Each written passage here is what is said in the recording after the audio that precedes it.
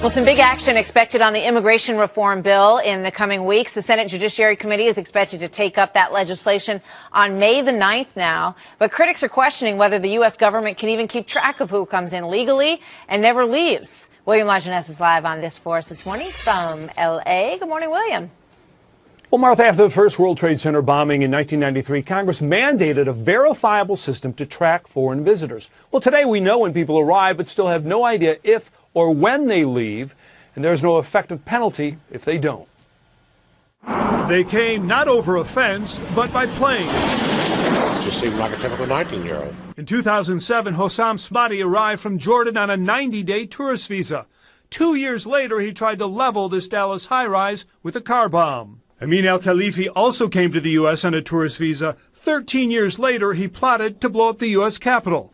Both men are known in the immigration debate as visa overstays. Clearly, it's a flaw. We do have a handful of cases among the those who have been arrested in terrorist plots who were here overstaying a visa. But it's not just terrorists, and it doesn't matter how secure the Mexican border is. If someone can enter the U.S. as a tourist, student, or businessman and simply never leave.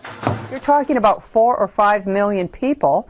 And a large percentage of that, I think, could be tracked, certainly, to make sure that we know that they have exited the country. Problem is, we don't. While the U.S. collects foreigners' fingerprints and photos who enter the U.S., there's no similar exit system. A tracking system for people means that ICE now has data to enforce the law against overstays. Despite numerous congressional mandates and billions of tax dollars, the federal government failed to develop an entry-exit system, citing cost, inconvenience, and opposition from the airlines.